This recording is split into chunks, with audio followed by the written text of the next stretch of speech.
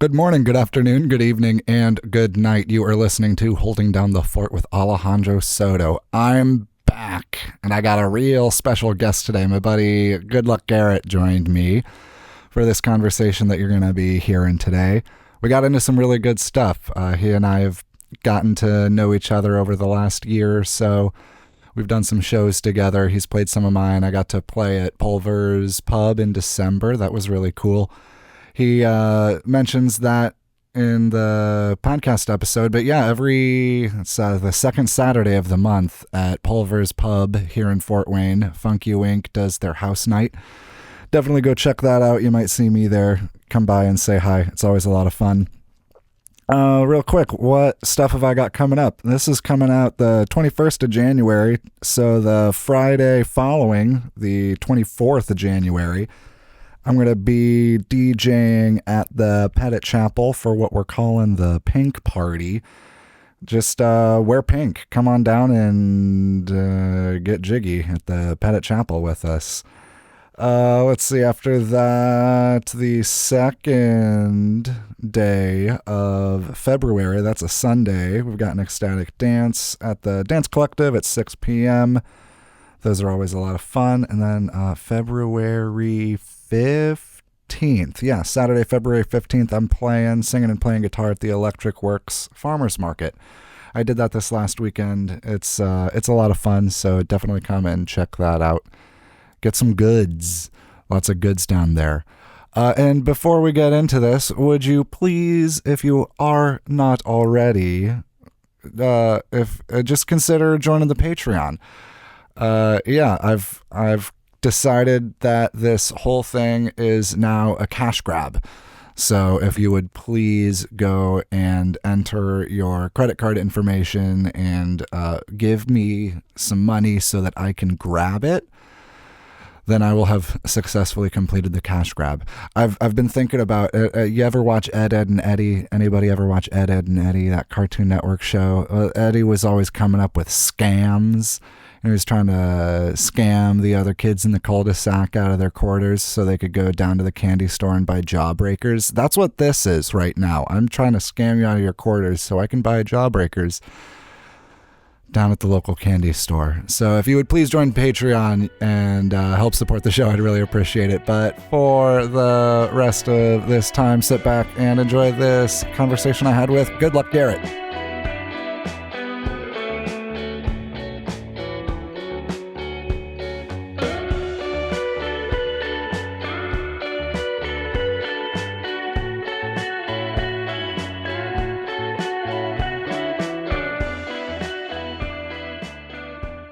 Cool.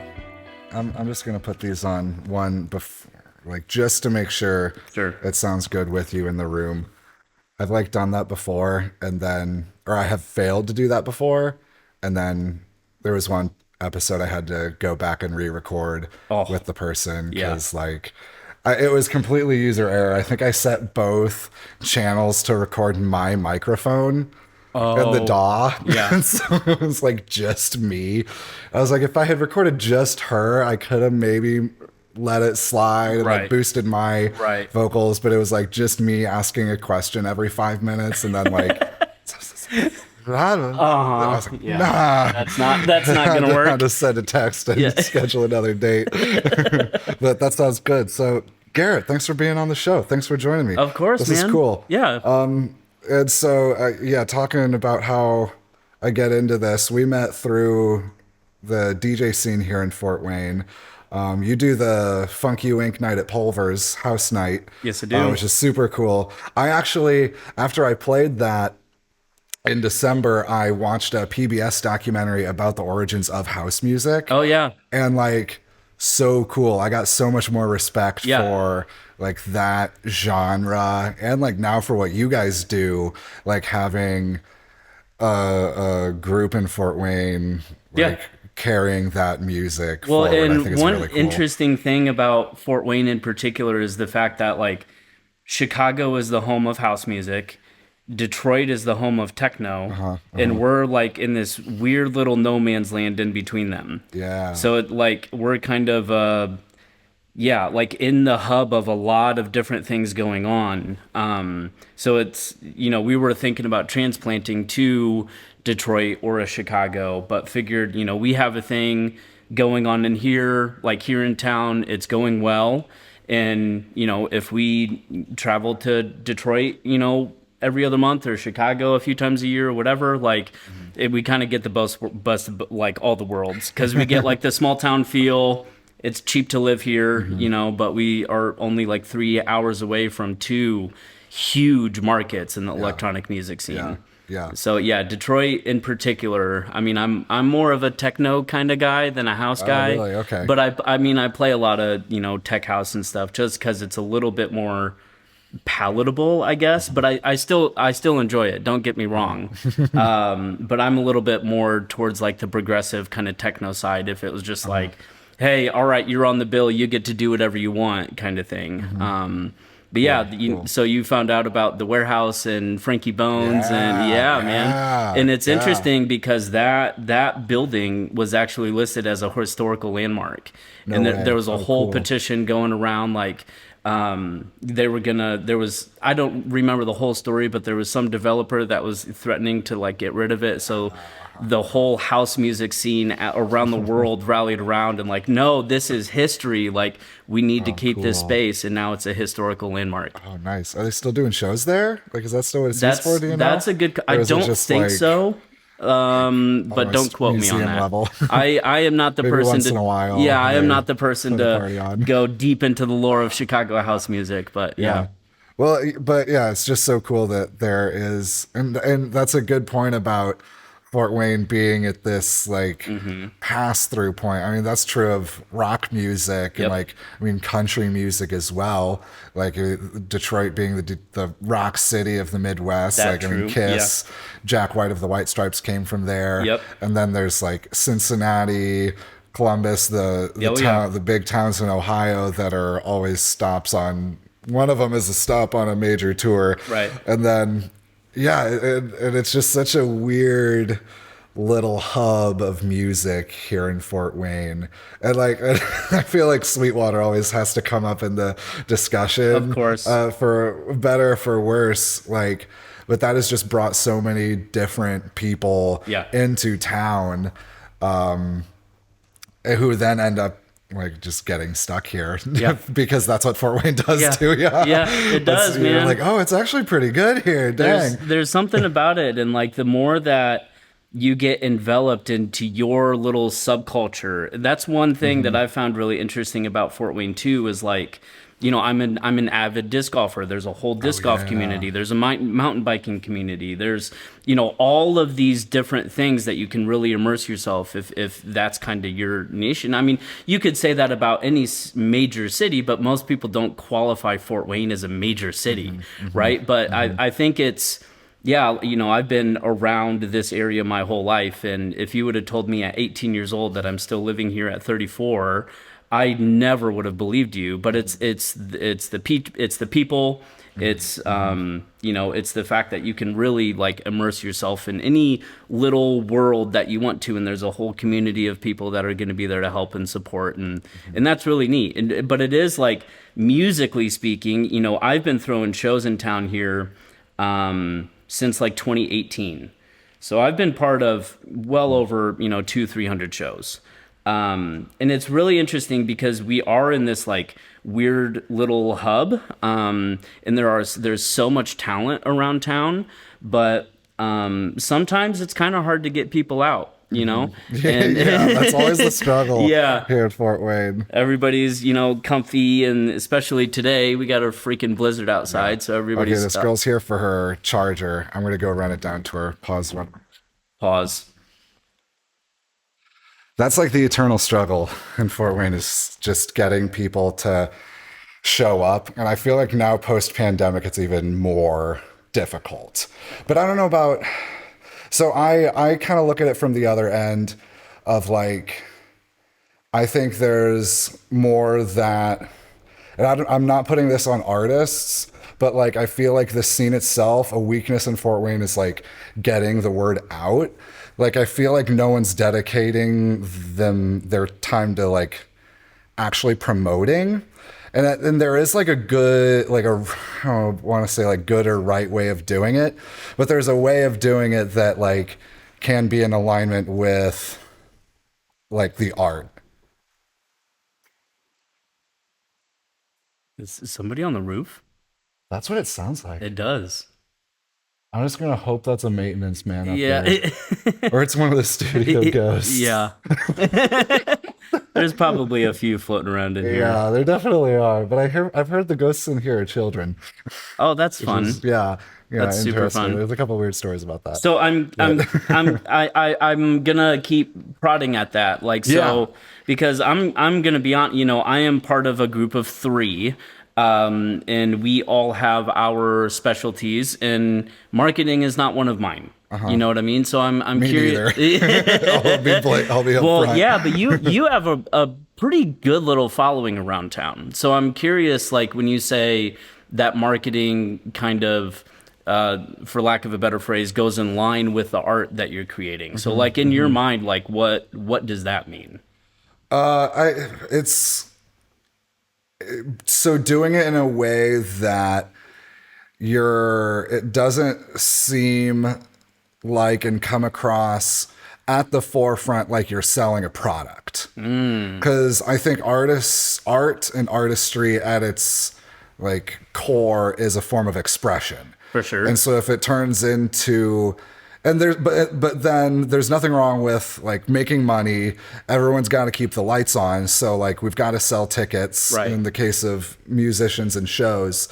But like I feel that so often, like I just watched a 25-minute YouTube video about the Ticketmaster Live Nation thing and how like the dudes that did all that just looked at, you know, ticketing as a business. Right. And like, all right, let's run this as a way to make money. Right. And now we see like what that's fucking done to the world of concert going and and all that. Yeah. So like I always bring up how the Grateful Dead did it back in the 60s and like in other bands in the San Francisco Bay Area, like where the posters and the advertising material were just as much like an artistic piece as like the show itself. Like they had like people doing full works of art for the posters that now are being hung in galleries and stuff. Like people now 50 years later are like, oh, this was really good stuff. And so I think that's the kind of thing that like, okay, in 60 years is the CD you're selling gonna be something that a person is like, oh, this is really cool. They did something, like they created something unique and like was trying to say, they were trying to say something with this thing that I paid money for. Right. Versus like, oh, look at this cheap old thing that like I'm now going to throw in the trash because it's falling apart. Well, in or 60 whatever. years, I don't know. in 60 years from now, how many people are going to be able to play an actual CD? But it's when and I really like that point. It's funny because I actually am friends with a guy who's still on Facebook who still does those like old style posters. And now you sparked 2 thoughts. One is like, you know, now it's all graphic design, which is fine. It's 2025. Things are digital now. But now I feel like it's about like what's eye-popping and, you know, making sure, because there's, especially in my world, there's so much hullabaloo over who gets the big name at the top and are you second line or third line or fourth line. And it's like, you know, I'm just happy to be on the bill. Like you're gonna, you know, you want me to come play music? Like, okay, cool. You know, the other thought that I had, and you inspired this, and I'm definitely going to utilize this in the future because our shows right now, we don't have any cover. You walk in, you can not pay for a drink, you can sip on water, and you can have a great time with everybody. So we obviously want people in the building because it allows us to keep doing what we do. And so in that respect, like with our shows that we're throwing, my personal music would be a little bit of a different story, but I'm not trying to sell you something. I'm trying to share something with you. Yeah. Because I'm proud of this, in air quotes, product that we are putting out, I wouldn't do it if I wasn't proud of it, and I wouldn't do it if I didn't think that it was super fucking fun. And I want you people out in the world to come and enjoy that with me. I have no skin in the game. Like, I'm not like going to be making money or losing money. I just want you to come and have a good time. You know what I mean? So I think like if we can get that across in our marketing a little bit, and with my music, like, hey, I'm really proud of this thing that I put out. Yes, I would love it if you support me and actually bought this track, but also there's 8,000 different areas online where you can stream it for free.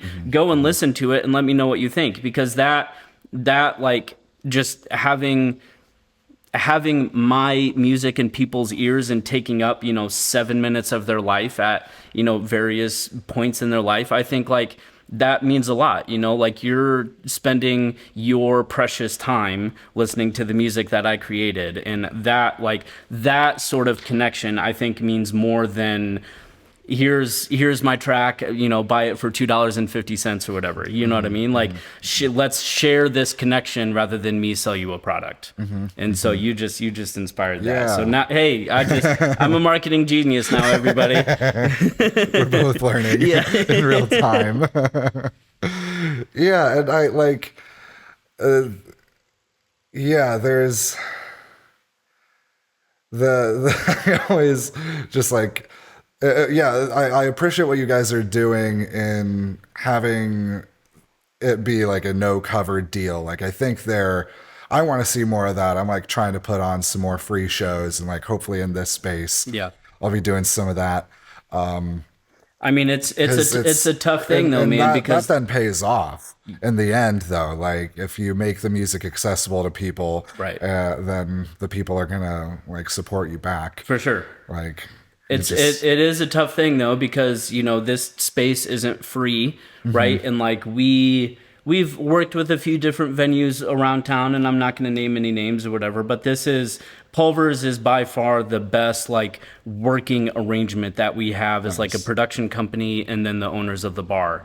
So they take care of us, and we take care of them, and it's a win-win for everybody. But cool. Finding that sort of arrangement and relationship building experience, I guess, it's tough to do. It's tough to do, but that's why I'm like, man, we've got a good thing going. Like I can't just walk away from that. You know what I mean?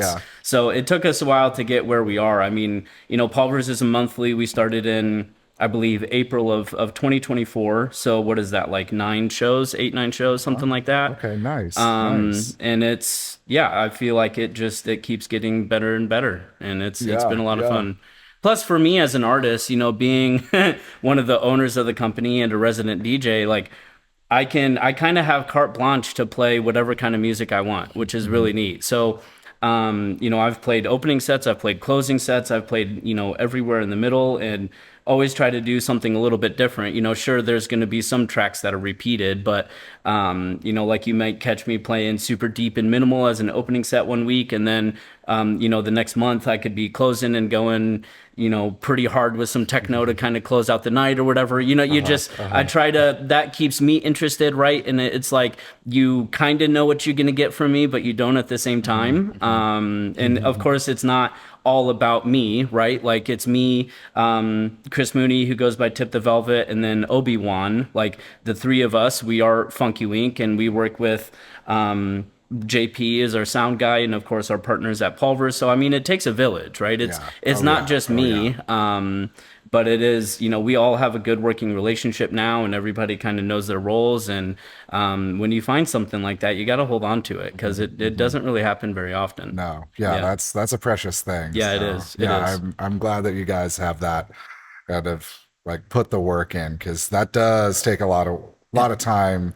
And like the relationship building part of it, I think often goes really understated. Like you just gotta be a good person to work with. And like consistently too. Like, and that's the big thing that I think holds a lot of people back in Fort Wayne, is like the consistency thing. Like with Fort Wayne being like not a top tier, like big city, I think a lot of people like here want to come off like that or like try and imitate what they're doing in like Chicago or Detroit or caught like, over in Denver or something. Right. But like that's I mean, first off, there's just not the infrastructure for that. Like, let's just be real. Like, flat out, there aren't enough venues. There aren't enough like people in the scene who've been doing it for long enough for like, 3, 4 decades Right. to have like the community know, okay, this is how this goes down. Like, we're the people that are doing that now. Yeah. And Yeah. so I think like coming at it from a perspective that it's not gonna be perfect. Like, some things are gonna be like a little rough around the edges, but that's like part of like I don't know, just being a fucking human. Yeah, Like things are, and like to Yeah. come back to like everything being done in graphic design. Yeah. And like I make stuff in Canva all the time. And so like the grid lines that lock everything in perfect center alignment, like part of my brain loves that. But then part of me is like, it feels so manufactured. Yeah. And like, I don't know, I want to get more like artists, like visual artists drawing out posters for shows because Yeah. there's just something to like the look of something and then just like knowing a human made that, putting Exactly. their hand to paper. Yeah. Like that's so cool. Yeah, and you talking about like snapping things to the grid makes me think about the act of making electronic music, right? So before we started, you were kind of, like talking about like where do you come from, what brings you to music, blah blah blah blah blah. Well, I'm I will pat my own back here a little bit. I am blessed to have a very good musical ear, and I grew up with a piano in my house. I started playing drums when I was 10. Was a total metalhead because I just loved good drummers. Yeah, that's where you find them. Yeah, and then actually the thing that got me into electronic music, I was still in high school, but it was the Travis Barker DJAM mixtape. And I had never heard like actual electronic music, but with not that Travis Barker is like the best drummer in the world, but he's a really talented really drummer. good. Yeah. And they were really awesome together. And then that like, just kind of always laid dormant. And then I was in college. Dude from Chicago gives me 200 gigs of electronic music, and then it was just all downhill from there. Those were all MP3s too. So I mean, I don't think I've still been That's a through lot. all that music. Yeah, it's crazy. So my point with that is I'm a drummer turned DJ. That's what I always tell everybody. So the joy of seeing a live band is the fact that like even if they sound real clean and real stinking tight, there's still that those milliseconds of imperfection that give it that human element. And so when I'm making electronic music, there are of course it's like programmed and whatever, we can quantize things to basically snap everything on the grid, and I'll actually record things like playing on my piano or playing on my my like little drummable sample pad that I have. And then I'll quantize it, but I'll only quantize it by like 40%.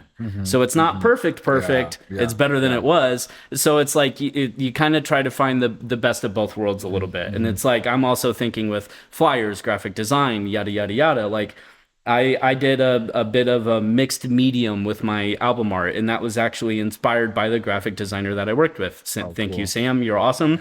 And so what she did is she had me take like a very close up of my face, did like a 3D image of that, and then did like this kind of graphic overlay on top of that with the background and the whole deal. And I was like, that's awesome because it's me, but it's like it's not me. Yeah. You know what I mean? Yeah.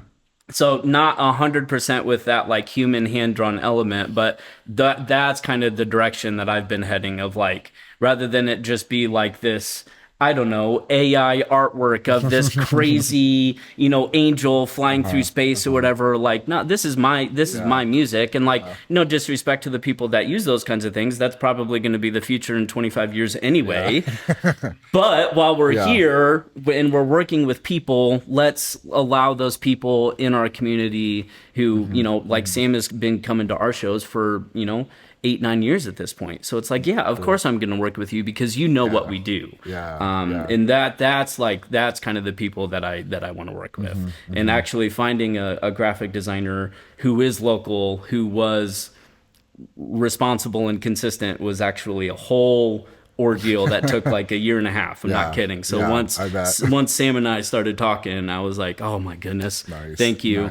Turn around in 2 weeks and there we go. Yeah, that's great. Wow. Yeah. You want to keep that person around. Yeah. That's great. I always say that all of my artistic ability lies within music. I am not a graphic designer. I'm not a good painter or a drawer or anything like that. So I have massive respect to the people that do because I can't do that for shit. So, but happy to support artists around town for sure.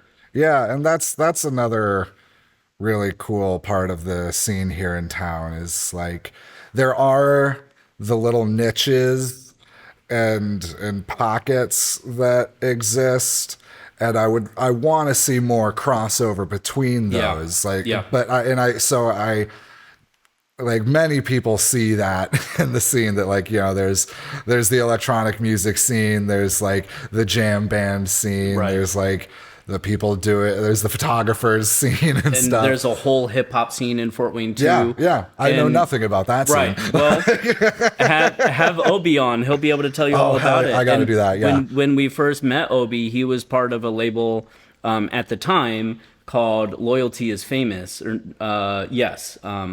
And so we actually did. Because at 1601, which people in my world will remember 1601, we worked up to the point where there was a show happening in there every Friday and every Saturday of every week like clockwork. Nice. Now, a lot of times we would sublet the venue. So, if there's 8 shows happening there a month, maybe 2 or 3 of them were our shows, right? So we would have band nights and let like Crystal Cino like kind of promote and like work with other people around town. Well, one of my favorite shows that we ever did there was a joint collab between LF and 60 with Funky Link. So there'd be a hip hop act, house music, hip hop act, house music. Man, it was baller. That sounds awesome. And we did that a lot of times with bands and stuff too. So we'd, in the summer we'd have bands inside, we'd have DJs outside. Cool. Unfortunately, we don't really have the space to do 2 separate stages where we are now. And I don't think we could fit a band in there anyway if we wanted to. It's a pretty tight space. With the wall of speakers and subs that we have. But yeah, those were some of my favorite nights, man. I mean, don't get me wrong. I love me some house music, but I come from the band scene, so being able to have both under one roof was pretty cool. Yeah. I appreciate that because I want to see more crossover between the scenes, and like I don't think that the niches are a result of any like intentionality or like there's any animosity. Like I don't think anybody's like there's drama, of course, like you're gonna get that in any art scene, but like for the most part, like people are pretty cool with everybody, and like artists support artists, and like people want to see other people succeed, and so like that really is helping to foster a good creative environment here in town, and like everybody's lifting each other up, like, and that's what it takes to like I don't know, just get through like the point I was saying with the podcast when I just like let it lie dead in the water for a couple months. Like if it weren't for like people continuing to like just here and there asking about it, and then like in the last week, 2 weeks of like starting to put energy back into it, like I had 2 or 3 like I think a couple, like at least two people just reach out to me asking to be on the show. And so it's cool. like, okay, sweet. Yeah, let's do this. Yeah. And so like that gives me motivation to put the work into making this happen, seeing that like, okay, people are going to meet me halfway and are like gonna show up. Yeah.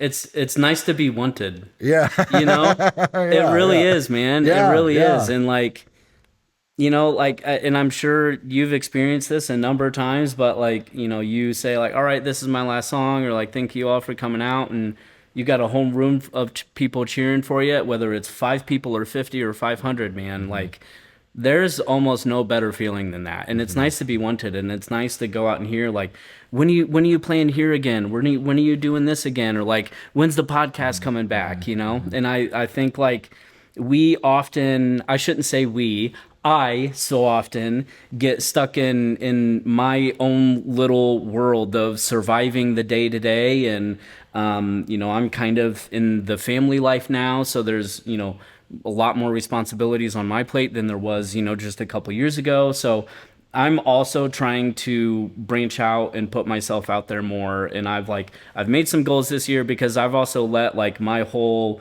music producing side lay dormant, as you put it, for more than a few months. It's been a little too long, but I actually have, and I haven't really talked about this publicly a whole lot, but I have a whole album that is Oh shit. done. Oh, no way. The only thing is I don't like it. Ah. I know. How so? How so? It feels amateur. You know what I mean? And it like, I'll get down with it and I'm grooving because, you know, the thing I hear first is the drums, but then I take a step back and it doesn't have that like kind of polished, finished sort of sound that I, you know, play in my sets or travel to Chicago and Detroit to see people do. Like, I feel like it's just not quite that next level. But then again, it's like, well, you know, at what point do you just say, okay, even though I don't think it's good enough, I'm still going to put it out. You know what I mean? So I basically worked on that album for the better part of 3 years, kind of off and on, you know, and left it alone just to kind of give my ears a break and everything. Came back to it a few months later, and that was my thought. Like, I like this, but I don't want this to be like my, you know, freshman album and say like, this is the thing that is Good Luck Garrett. You know what I mean? Yeah. But my goal this year is what I think I'm gonna do is farm some of those tracks and just put them out as singles and try and hear them and think of them outside of the album and as just as a work in and of themselves, right? Yeah. Piece of work. And so my goal this year, putting it out publicly so y'all can hold me to it, for basically 1 track a quarter. Release 1 track a quarter and upload at least 1 mix or set or recording of some sort every month. Nice. So that's my goal for 2025, to at least awesome. putting something out on a regular basis, because I'm pretty sure the last track I put out was like 2021 or 22. It's been too long. So yeah. That's awesome. That's the goal for this year. But yeah, trying to infuse that human element and also, you know, just make it sound good and make it feel like something that I actually am proud to play in my sets, because I only have 1 track that stands that test of time, and that's already released and out there as a single. In fact, you supported that single on Bandcamp, so thank you very much. Yeah, that's good. I use that in my sets. Do you really? I play that track. Nice. Yeah, it's good. I've had some pretty neat like moments mixing that in with some other stuff. No and, kidding? Yeah. That's cool. awesome. Yeah. I think you're the first person I'm hearing of that's actually playing that out in sets. Besides my roommates, but they don't count. I really appreciate the support, man. That's absolutely. Really neat. That's really neat. I want to do more of that. Like, and there's another fella. He's got 2 names, Lotus Pulp and Costella. Oh, yeah. I can't remember which title it was under, which name it was under, but so I believe is it Costella? Yeah. He's both. It's the same guy. One he does like I bass think house. that is the moniker where he only plays originals. I'm pretty sure. Okay. Lotus Okay. Pulp, because he played at Free Flow on the Landing. Yeah. Okay. In June, and he played as Lotus Pulp, and that was Okay. kind of all not all original set. Okay. Okay. That makes sense.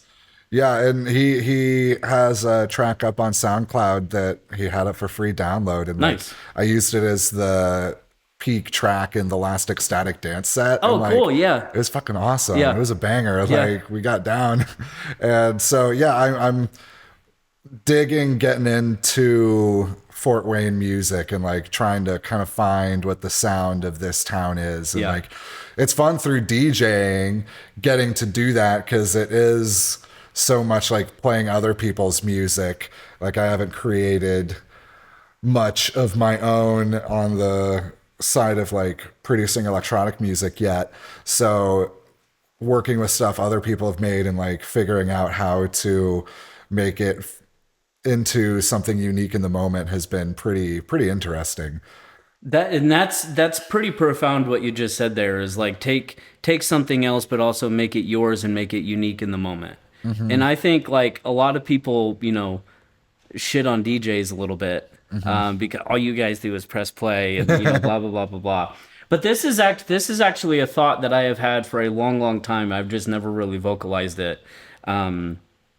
Get me on a podcast and you're releasing thoughts that I've been swirling around in my head Pandora's for 3 years. box. Yeah. Oh God. I mean, at the end of the day, kind of, yeah, we're pressing play, but there is, to do it well and to do it smooth and to read the crowd and build the vibe and keep the vibe, like that is where the art of DJing comes into play. I don't need to tell you that, but my, because you're also, we'll just say an analog musician. Yeah, you play real instruments with strings and use your voice. And I've done that. I cannot play any stringed instrument to save my life. It's just, it's not for me. I like to hit things and call it music.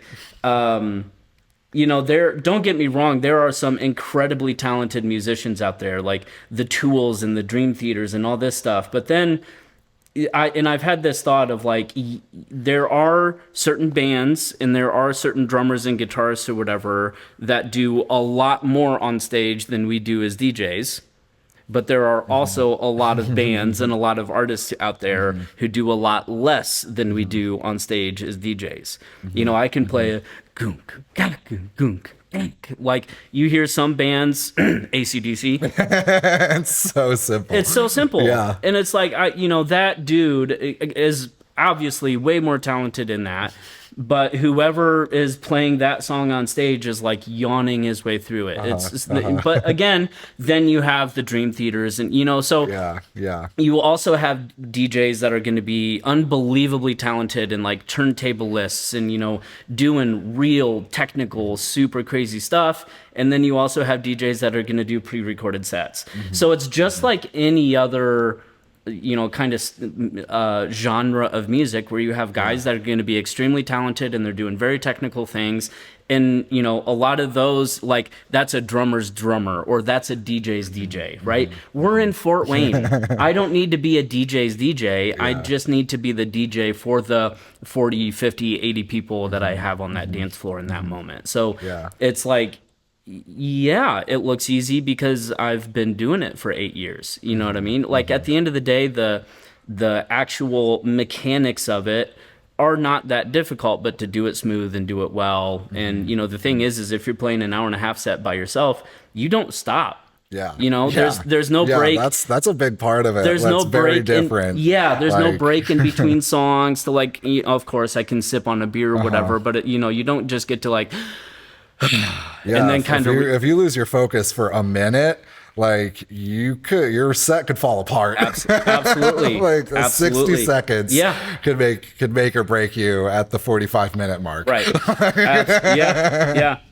You've spent, half of your set trying to build the crowd, and then you train wreck one mix, and then everybody walks out the building. You're like, all right, well, that was fun while it lasted. It's an interesting thing, man. But I will say, like, nothing allows me to get into the flow state easier than DJing. And I think that's one of my favorite things about it. Is like, I love beating the shit out of a drum set, don't get me wrong, but to just be able to vibe and dance and, kind of hear the music instead of, thinking about playing it and playing in time. And when does this fill come in and when are we changing the time signature? Like I just get to, obviously I'm working, but I'm vibing up there too. And I think that's a big part of being an artist is like, you need to be having fun in some way, shape, or form. Because I think that is infectious to the audience, and you for sure definitely have a lot of fun behind the decks, and it's legitimately fun to watch. I'm like, man, I don't think anybody is having more fun back on stage than you are, Same with Fresh Ben too. Like he just looks like he's having such a great time. Yes, and it's so fun to watch. It's fun to watch him play. Yeah. And I like. Not that I'm, personally like putting on a show or putting on an act, but I'm also not going to like hold myself back because, I think that's infectious on the dance floor, and that goes a long way. Yeah. And what you said about yourself, about like having like a good musical ear, I think that's really important. And I think that's what separates like a good musician from a bad musician in any genre.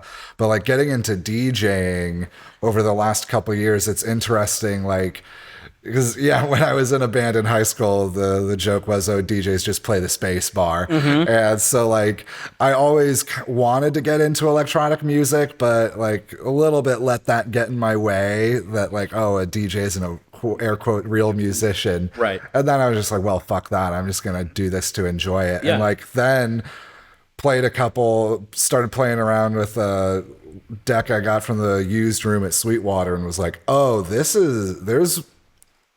it's more difficult to do this well than I thought.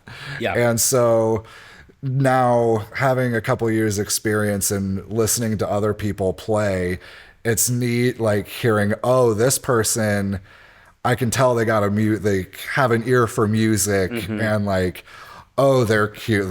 They are paying attention to the time signatures and like the phrasing, and not just like, oh, and then this person's just like throwing something in at any time and like hoping the sync button saves them, or they just like don't have experience of playing in a band or like being one part of the music.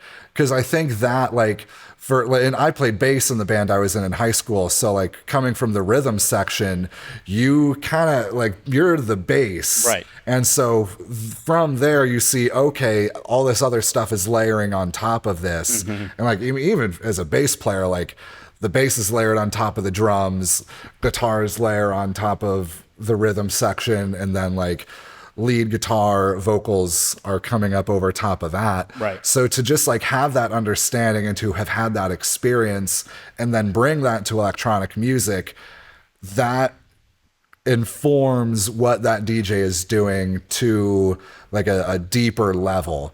And so I think, and even if they haven't had that experience, just like having, I think a person can have that awareness without having like played in an ensemble setting per se, but like just being able to like separate things out like that and see the patterns that exist, and how different patterns can like match or like clash in interesting ways.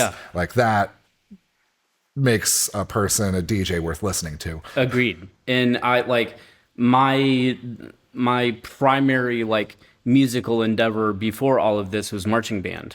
Oh, I was nice. all in. I was Nice. in the marching band for 5 years. I was snare drummer for 4, section leader for 2. I mean, I'm not gonna lie, I was a pretty badass little snare drummer. And I took it very seriously, and we were competitive. I actually we won state in our class one year, and went back my senior year, and it was fun.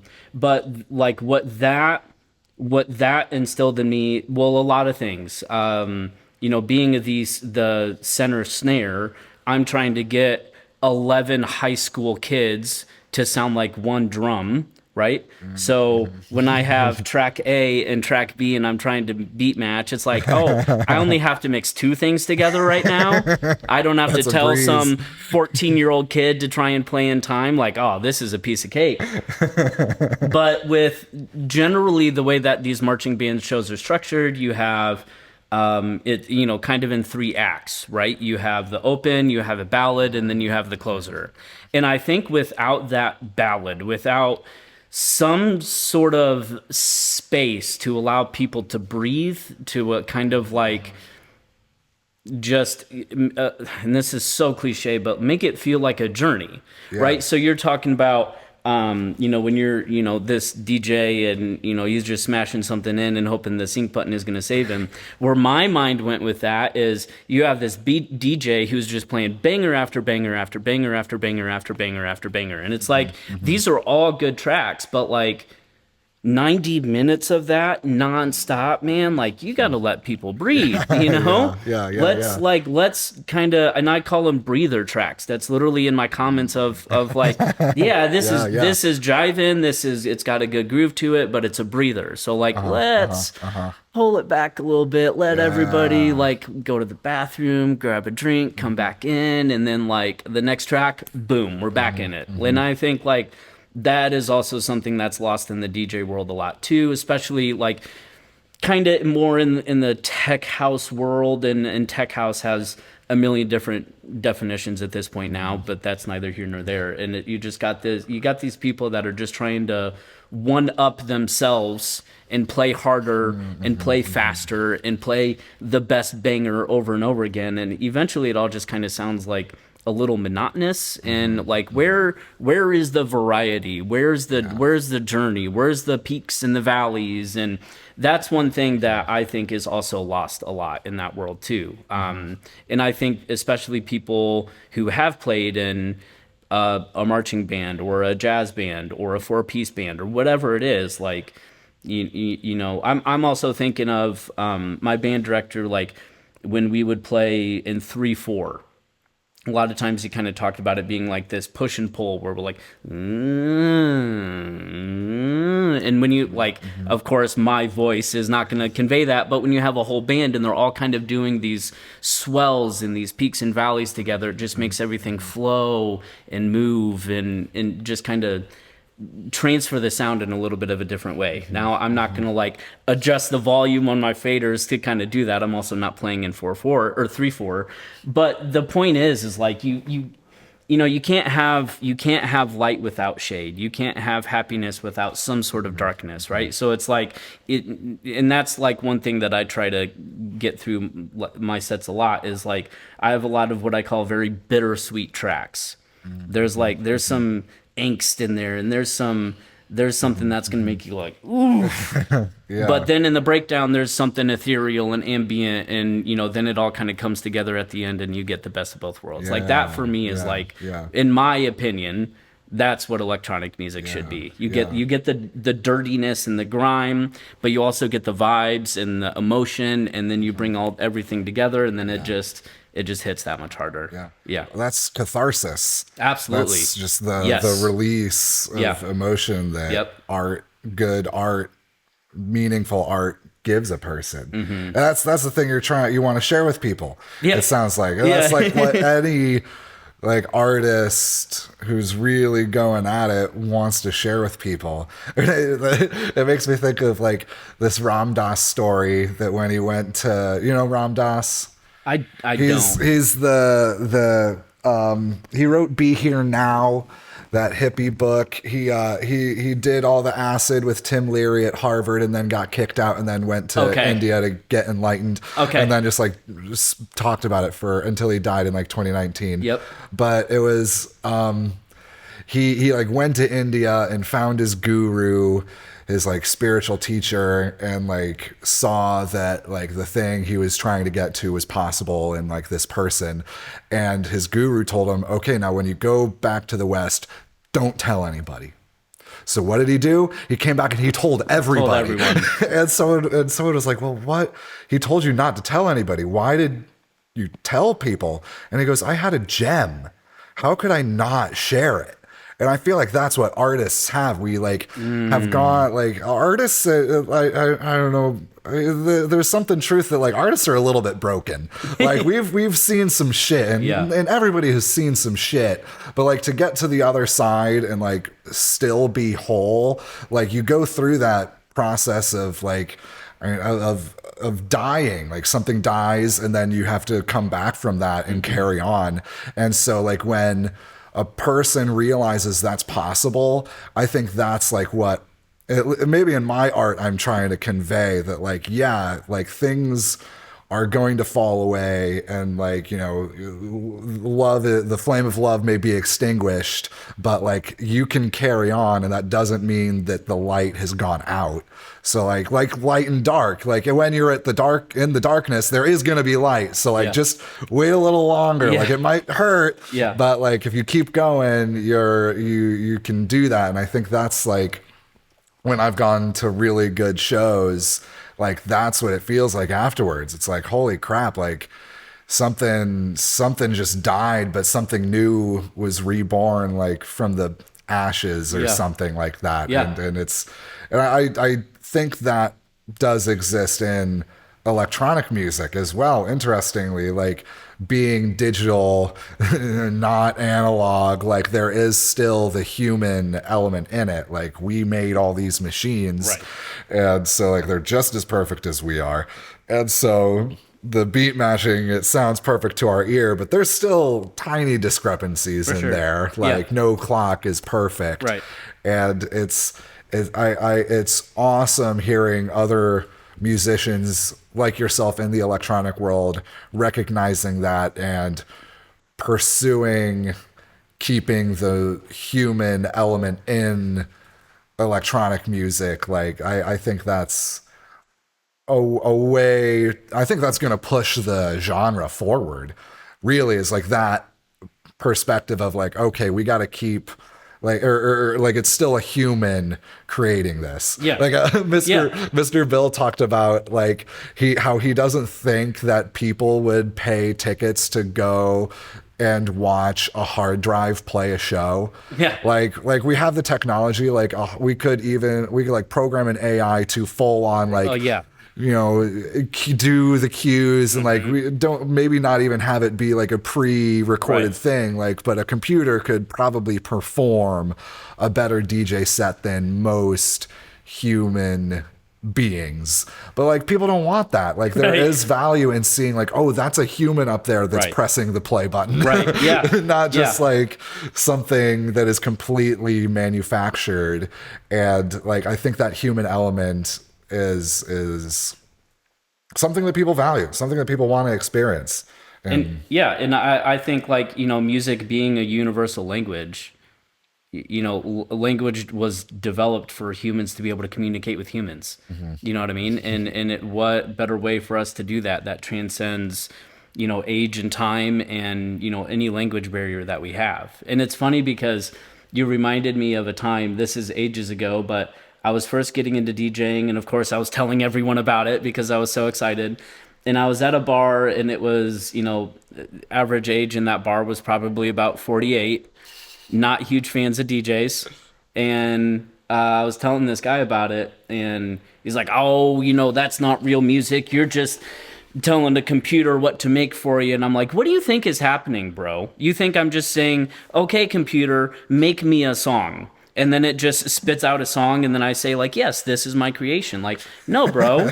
I'm the one like picking the drum samples and picking where they go and finding a good, you know, bass line, and do like, I'm the one that's creating this. I'm just using a computer to do it. Yeah. And it's like, yeah. how much farther does that conversation go? Like, okay, so you're using an electric guitar with amps and stuff. Like, oh, that's not real music, you know, because you're using a pickup and then it's amplified and blah, blah, blah. So is like nothing besides the human voice, like, you know, a real instrument. It's like, that's just something that always kind of bothered me a little bit is, you know, like pick some big DJ artist, whatever, Tiesto. Okay, so Tiesto's, you know, been in the game for 40 years. You think he has stood the test of time because he has a really good computer program? I don't think so, man. Probably not. Probably not. Like, and he's also, you know, say what you want about the things that he's doing now, but you know, the people that have been around for a while, you know, always talk about like old school Tiesto, and it's like that's kind of what gave rise to a lot of, you know, this more mainstream stuff. And I think unfortunately when people, we're talking about the disgruntled boomer who, only wants to hear 38 Special in AC/DC, which is fine. There's nothing wrong with that. But we are also making, real music too. It's just in a different way and on a different platform. But I think that it's important to understand that, yes, these are people behind, everything that you're hearing. And if we can make that feel less automated and a little different and, whatever, the better. And I mean, that's one thing too now is like the unfortunate thing about electronic music is there's a bunch of DJs out there. There, it is very accessible. So anybody with a laptop can put a song together. You know what I mean? So it's like, what are you also doing to set you apart? And if everybody in their bedroom with a MacBook or, a PC is using the same computer program, they're just going to be putting out the same tracks, right? So it's like, what are you doing to differentiate yourself and for you to like stand out and say, this is me? And if if it's some computer program, like you're losing out on the fact that like, this is my creation. This is the thing that I am putting out as me. And that's why I'm going to make a better album before I put one out. Yeah. And I think that's smart. Like you got to feel good about what you're putting out. Yeah. Like, Man, and I think you said something about like making yourself happy in it. Like, and if you're not happy with what you're putting out into the world, how is that going to bring like happiness to someone else? Here's the secret, not to say though.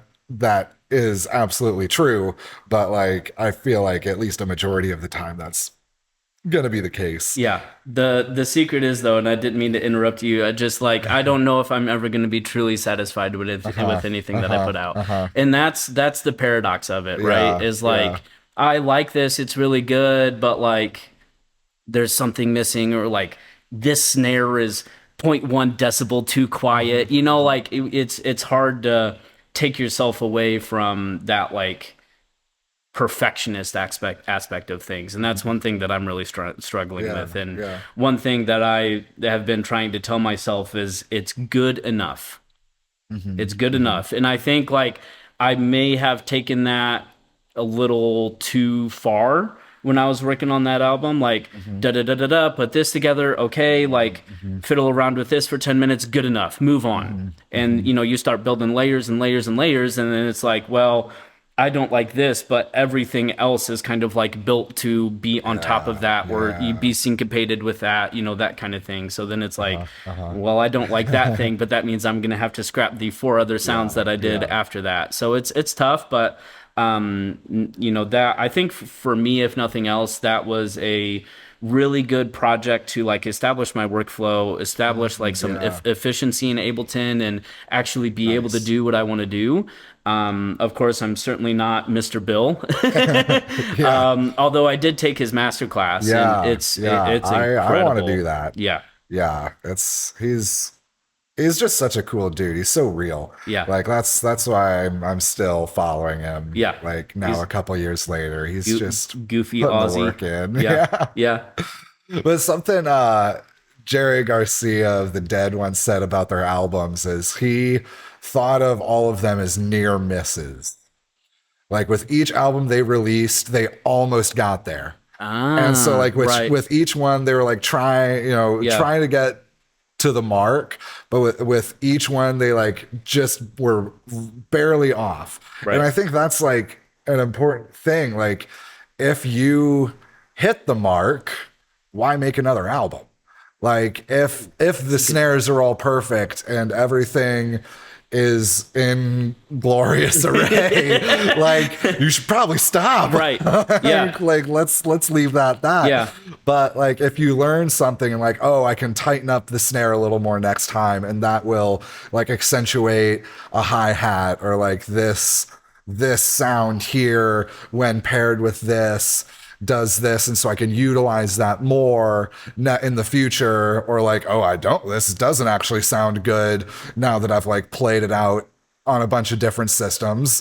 Not gonna do that again. And It's because I definitely see the same thing in myself of like wanting like a first EP or a first release to like be perfect, or like you only get one first shot. Yeah. But also like each shot is like the only shot you take and the only shot you get. Like I'm trying to think, like keep that in mind. Like every time I go up and play a set, like that's the only chance I've got. And so give it 100%. And I think that like if you can do that and be content with the result of that, then like that's pretty massive success. And so balancing that with that desire to feel good and be happy with what you make, like I think that's just a struggle that we're going to be grappling with for quite a while. Many people have been grappling with it many years, for many lifetimes. But it's also one of those things that, pick your favorite artist or band that their first album was like the jam, like not a bad track on the album, front to back, like every word, and then the next album they come out with 2 years later, you're like, well, that was shit. So it kind of along those similar lines. I mean, not that I would like purposefully sandbag myself, so like my first album isn't the greatest out, like I said, it's like this is my one chance. But it's also like, if you hit the nail on the head, then it's like right away, then everything after that is kind of like disappointing. But, if you have a record deal and, you are touring the world, then you only put one album out in your entirety of your career, like it's probably not going to be that long of a career, right? So then it's like, all right, well, it's been 3 years, like let's try and put an album together, and it's not going to be the same because it doesn't have that same kind of like passion of like a group of guys just getting together making music. It's like now we're in this, perfect studio space, and we've got, 4 producers in there and all the label heads, and they're trying to do this and say don't do that and whatnot, and it just like completely changes the whole thing.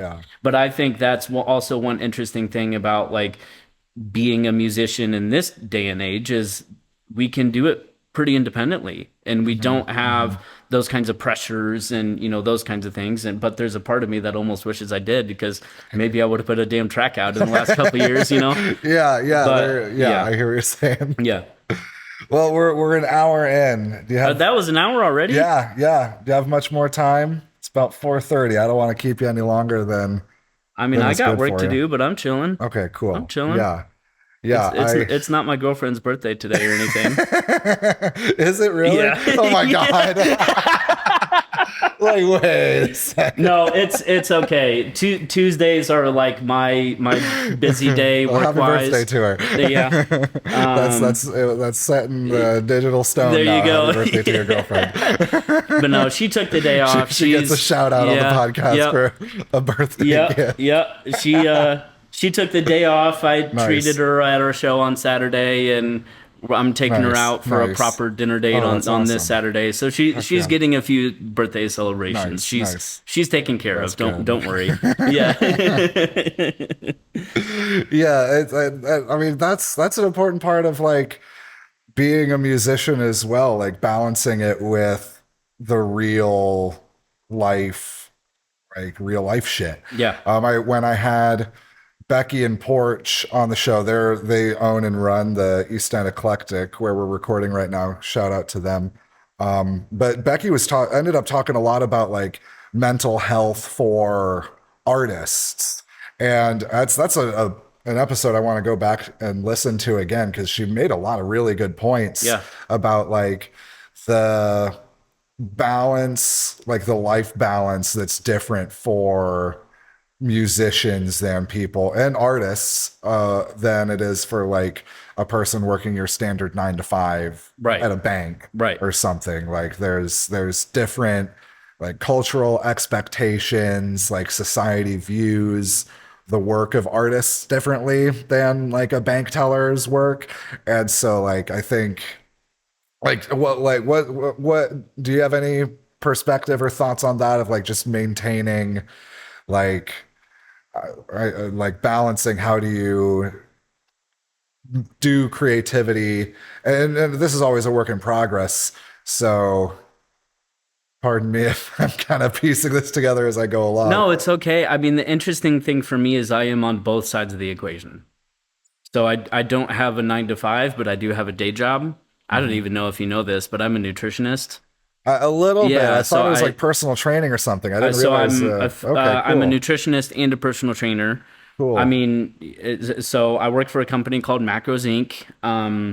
And you know, it's fully remote, so I make my own schedule. I kind of do things when I want, as long as I get certain things done by the end of the day every day. We're good. Nice. So in theory, I have all the time in the world to work on music. The only problem is that I don't. And for me, it's, you know, I went from training at the gym full time to you know, face to face, watching people as they're, you know, building that relationship in person, to then being on a computer screen for 6 to 8 hours a day. And so then to be like, all right, I'm done working, let me plug in my external flash drive and be in the exact same space, and then just completely get into a different mindset. That's something that has proven to be very difficult for me. Yeah. I think it would be a little different if I had like a studio space and then a workspace. But that's not the reality. So, and that's one thing that I have really been struggling with. I will say I am fortunate to not have battled too many mental health issues in my life. So I'm very grateful that that is not a cross that I have been burdened with. For me, though, you know, stress like literally almost killed me a couple times, and that's a whole story that we don't need to get into right now. But I actually started out as a music major through stress of a number of different circumstances happening all at one time. My body shut down. My pancreas tried to kill me. Oh, shit. I had to withdraw from school. I was in the hospital for a full week. Was also trying to do bodybuilding at this time. There was just a lot going on. So I met now, another dude who went through the same thing. He ended up with diabetes. Because it was like, his pancreas just gave out on him because he was so stressed during college. Yep, and same thing with me, plus a number of other circumstances. And your pancreas actually produces insulin and digestive enzymes. So things that like help break down food, right? For me, what was happening is the digestive enzymes were being overproduced and then being activated inside of my pancreas. Oh, jeez. So my my lipase levels were not, I'm not kidding, like 10,000 times the normal levels. Holy crap. And they were also trying to eat the inside of my body.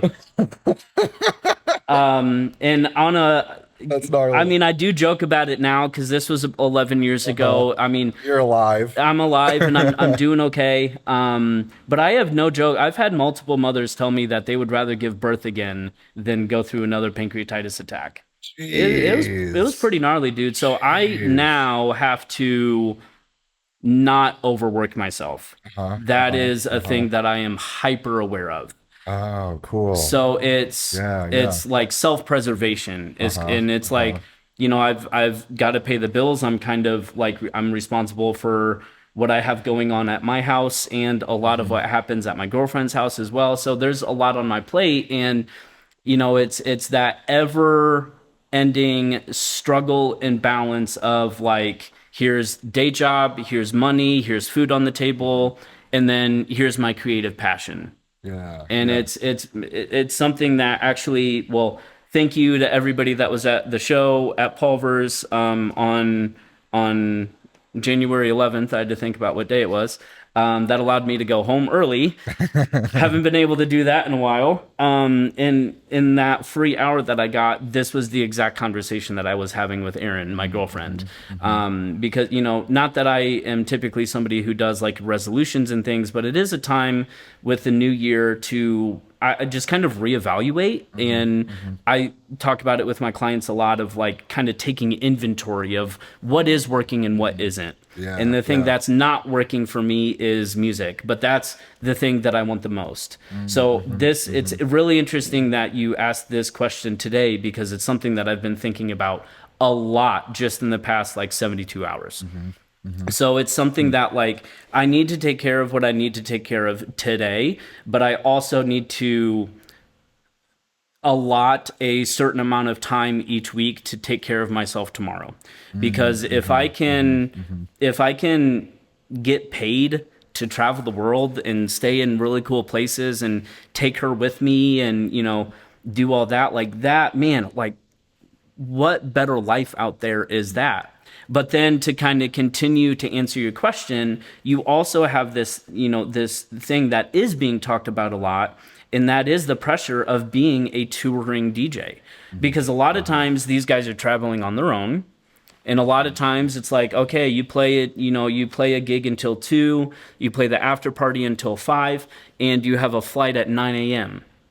When do you sleep? When do you work on tracks? When do you work out? When do you eat well? When do you, you know, so it's almost like I would love that. But I think if I could like choose, I'd be like on tour for like 2 weeks, come home for 2 weeks. And then like, all right, I'm going to Europe. I'll be back in 2 weeks, like whatever. Just to kind of continue that balance and, you know, not have this like continual pressure of like, got to get 3 hours of sleep. I got to shower and then I got to work on this track because I'm collaborating with this dude in Great Britain and he needs this by tonight. And like, you know, there's a lot of hidden pressures of that world that I think aren't talked about a lot. And obviously I can't like fully relate, but I have had like little glimpses into that with some of the literal like international touring artists that we've had. And I've gotten to kind of pick their brains a little bit and, you know, talk about it. And it's something that like almost is, I don't want to say scary, but it's like, it's a lot. And there's, you know, more pressures with, you know, somebody who is making, you know, 30 grand in a gig than, you know, people might realize. But I guess where I am now, you're right. It is a process. It's something that is ever evolving. And it's something that I need to keep working on because I also haven't really been keeping up on my own fitness and doing all that. So it's like, okay, well, I gotta be a good boyfriend, right? I have to like spend time with her. But that's not an obligation. It's also because I want to. I've got to, you know, I have a handful of jobs that I'm working right now. I need to work out a few times a week and then also try and spend, you know, 10, 15, 20 hours in the studio. And it's just like, if I'm also going to sleep, that is just literally impossible. So it's a tough thing, man. It really is trying to be like majority provider for a household and do all this and pursue dreams and passions. It's tough, man, and I know that is a very, very, very long answer, but it is something that I've been thinking about a lot, and something that I've been trying to vocalize to make it more real. Like, it's time, I'm trying to set goals for myself that are reasonable and not overwhelming, but still going to be goals enough to keep me in it. Yeah, that's good. No, that's all really good stuff. Like the. I mean, I think the fame is what killed Jerry Garcia of the Dead, like, just like in the pressures of that. And so, I mean, that's on a scale that probably neither of us will ever even come close to experiencing. Right. Like people literally telling him he's God on the street, like those crazy acid heads will whip up a lot of thoughts. And he's like, I'm just a dude who picked up a guitar. He just wanted to play his guitar. Right. And so there's a lot more being said about this topic, and I think that's really important, like, because with the like commodification of the art world over the last 50 years, like the major brunt of that has been taken by the artists themselves. Like, I mean, how many, like, the 27 Club, perfect example. How many people just kick the bucket before they turn 30 in this business for whatever one reason or another.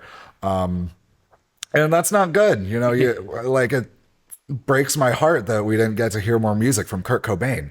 Like, I was thinking like, Hendrix. Imagine what they could have done with another 3-4 decades. Like Kurt could still be touring today with Nirvana. How crazy would that be? Like, that'd be so awesome. But neither here nor there. He's dead and gone. So let's like appreciate that this conversation is happening now. Right. And I think that it is coming up. I think it's coming up more in the electronic scene than other like pockets of the music and art world. Like I heard about LP Giobbi. She like released a big an album of Jerry Garcia remixes and like said after a long year of like 200 shows in a year or something that she was like just totally fried. Yeah. Like spent 2 or 3 days at home Yeah. the whole year and was like working with a doctor who specialized in touring musicians pretty much. And like, I guess Sophie Tucker Yep. turned her onto this person. And so like, and like they're a really big name in this world. And a big part of their whole thing is like, take care of yourself, be putting positivity out into the world. Right. And like, that means everybody's got to get home safe from the show. And that's how we get to the next one. Yes, Like if people don't get home safe, that's the biggest problem we could ever have. Yeah. So yeah, I'm that was a good answer. I think it's there's I mean a lot more questions than answers on this topic. And I'm happy to get everybody's take on this. For sure. Like, yeah, I've focused on this quite a bit, like the last couple of years. I mean, really the last decade, just like taking my own experience with like mental health issues head on and like not wanting to just be a dog lying on the floor in a wet puddle all the time. Yeah. It's like, all right, I got to do something about this. Right. And so like, it's neat hearing even from someone who like, you said you haven't had that cross to bear, but like your pancreas almost killed you. I've had other crosses to carry. Everyone, Yeah, it's interesting. You don't have to scratch at the surface too much to find some experience that a person has gone through that's like kind of rattled them. Yeah. And like has been not smooth sailing. Like everybody's gone through rough water out here. And so to hear how people get to the other side of that, like I find personally valuable. And then now we're talking into microphones. So hopefully some other people will find it valuable too. Yeah. Cause yeah, that's really good stuff. I appreciate that. Yeah, well, just to continue that, like in your thought of that being talked more about in the electronic music scene, the reason I think that is because it is such a solo endeavor. And I know I alluded to that earlier, but like you're traveling by yourself, so the biggest guys will have a tour manager, biggest guys and gals will have a tour manager, somebody that's there with them, kind of lining up logistics. Okay, let's get you in this golf cart at this time, blah, blah, blah, blah, blah. But unless you're like tippy top of the spear, that's not really happening. And, like I said, crazy schedule, but also, the people on the dance floor, they see you up on the stage living like complete royalty for about an hour and a half, 2 hours, however long the set is. But then and comedians talk about this a lot too, is like you go from the highest high and like not literally being worshipped like Jerry Garcia, but in a way, right? Yeah. And then you're by yourself in your hotel room. And you're like, what movie do I watch? And like that is just to go from the highest high to then the lowest low. I mean, that's where a lot of like drug overdose deaths and all that come into play, because it's like, well, we got to keep this going. But I think that's got to be a really tough thing about it. And the same thing with comedians. And it's interesting because I'm a huge stand-up fan, and there is a lot of similarities between the life of a comedian and the life of a DJ. Yeah. It's really that's really true. That's true. It's yeah. really interesting. But yeah, I'm glad it is being discussed. And the unfortunate thing about it is that it is not a one size fits all kind of answer. We're all living different lives. Yeah. We've all gotten to today with different experiences and different people and, different battles, whether mental or physical or emotional or relationship or whatever it is. So our background that has brought us to this point is also gonna bring it about a different answer from everybody. But I think as long as that conversation is happening, we're all over social media too, like normalizing men's mental health more. Like I love that. How many men in this world, are committing suicide, and like it's astronomical. Of course, I don't have the exact statistics at my disposal.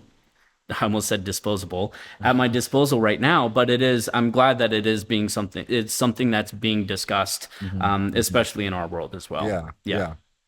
Because so to round that out, thank you for discussing this on your platform. Yeah, absolutely. It's important. It really is. I'd like to kind of bring it back around to where we started. We want people to come to our shows, and like sad, depressed, lonely people are less likely to come out to shows. So like if we're all uplifting each other and like also taking care of ourselves, right, then like when we come together, we're all going to have a better time. Yeah.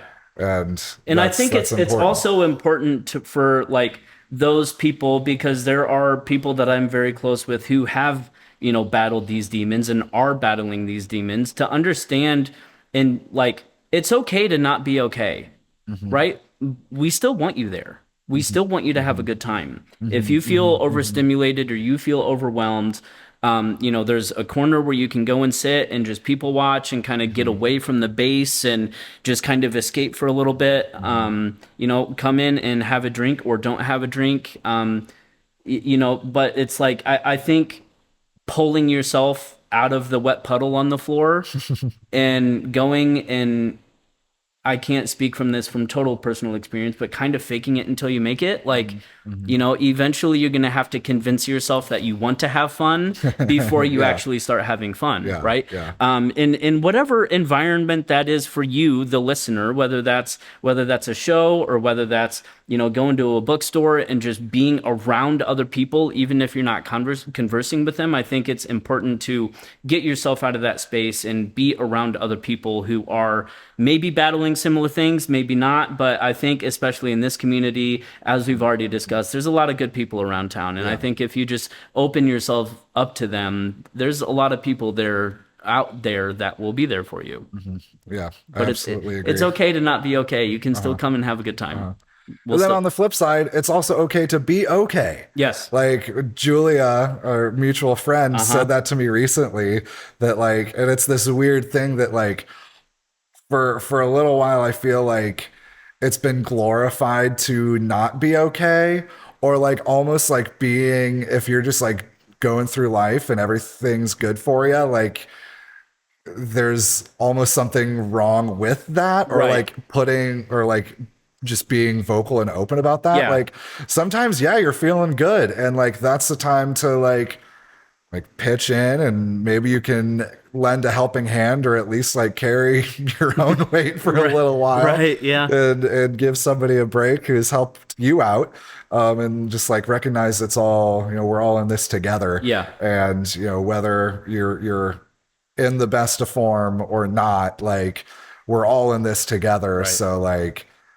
let's get together and have fun. We're all just humans trying to figure it out.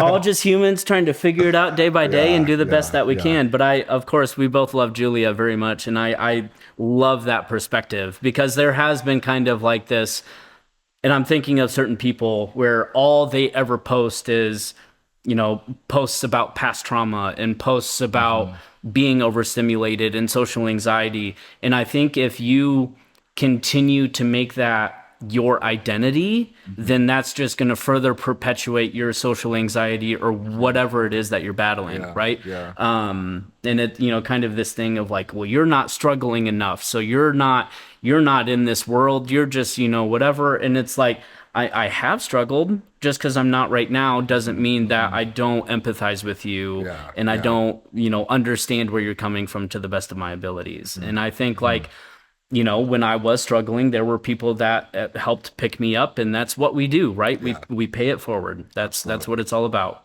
Hell yeah. Hell yeah. Well, Garrett, where can people find you? What are you up to? Well, you can find me at Pulver's Pub on the second Saturday of every month. If you are in Fort Wayne, that is in the plaza, basically 3 doors down from Pierre's, right next to Peanuts. Big stained glass window, or is it stained? It is stained glass, and there's also neon on it, so you really can't miss it. The second Saturday of every month, you can find us there. We're talking about, I'm not going to name names, we're talking about bringing in some pretty legitimate headliners this year. Nice. So for those shows, we may end up having to charge a cover. But beyond that, it is free to get in, 21 and over. But I am GoodLuckGarrett on all social platforms. That's all one word, Good Luck Garrett with 2 R's and 2 T's. If you put that in somewhere, you'll find me. Twitter, Snapchat, even though I'm never on it, Facebook, Instagram, all the things. Trying to post more, put myself out there a little bit more. I tend to be a little more on the private side, but I understand you can't really be a public figure and live like a hermit, or at least not tricky.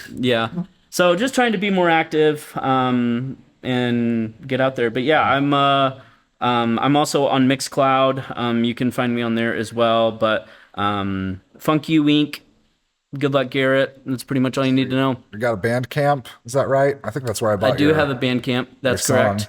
Hopefully there will be more stuff up there soon. Yes, there will.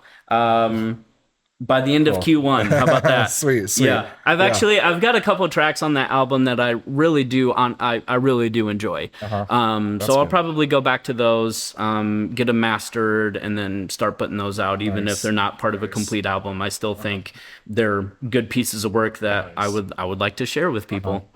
Yeah. I think that's how a lot of albums get made. You know, like you hear about, they wrote this many songs, and then half of them made it onto the album. So I think that I don't think there's anything wrong with that. The only thing that's wrong with it is and it's my own pressures that I'm putting on myself. I wanted that album to basically be 60 minutes of seamless music and feel like a DJ set. There, gapless playback, and like we're gonna take out the kick drum, we're gonna put in the new snare, and then put in the new kick drum, and kind of make it feel like a DJ set. So I actually did write it all in order. There was one track that was in place of Gravy, the track that you have that I did not like, and then Gravy was the replacement for it. So that's how that happened.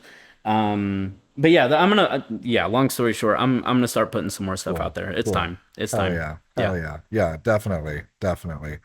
Yeah, it's time to make it happen. Yeah. Well, I'll put links to all that in the show notes. Appreciate it. Check out Good Luck Garrett. He's doing really cool shit. I'm trying. Thanks for being on the show. Thanks for having me, dude. This was super fun. I'm stoked to be getting back into this, and it's a real honor to have you as the first guest I'm recording here in the new space. Yeah, well, and it's also cool to be in this space. Yeah.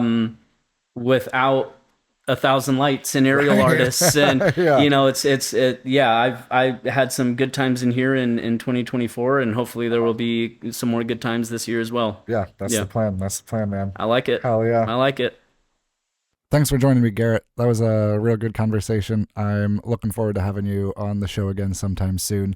Real good musician. Go down to Pulver's Pub on the second Saturday. He's playing all the time, and he always does something really interesting. Never the same thing. It's pretty sweet. Funk You Inc. They're doing good stuff. Join the Patreon. Take care of yourselves. These are some wild times we're in, but I think the best way to get through them is to take care of yourself and take care of the people that are around you, if you're looking for my opinion. So I'll see you next time. Thanks for listening. Oh, and this is Gravy by Good Luck Garrett. Enjoy.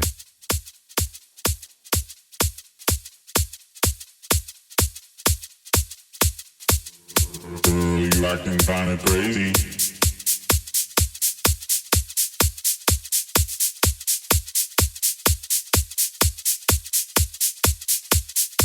You think you can call me baby?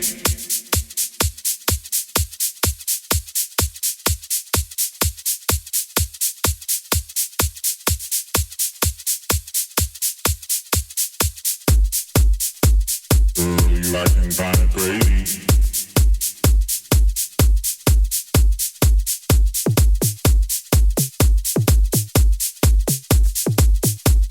You think you can call me baby?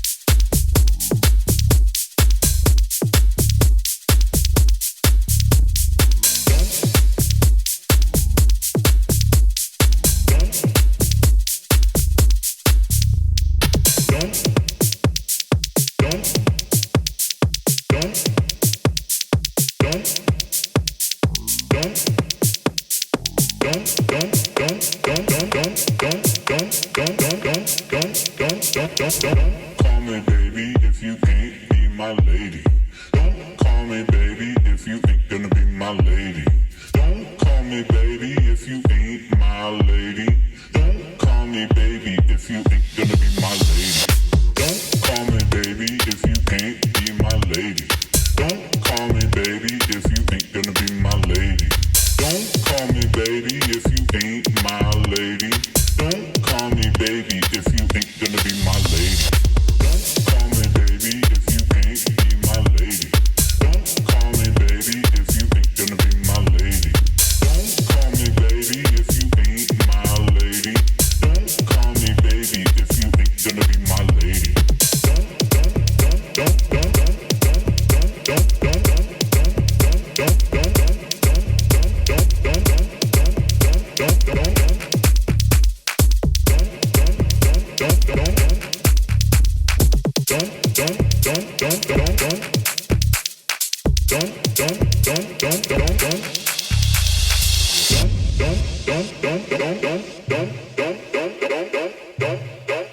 Baby, come over here and treat me like you do.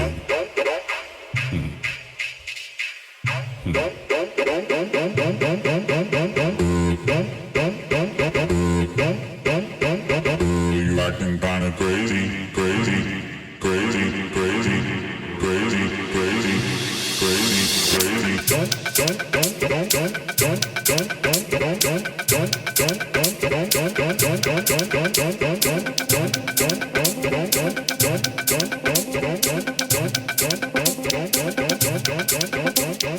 Call me baby if you can't be my lady.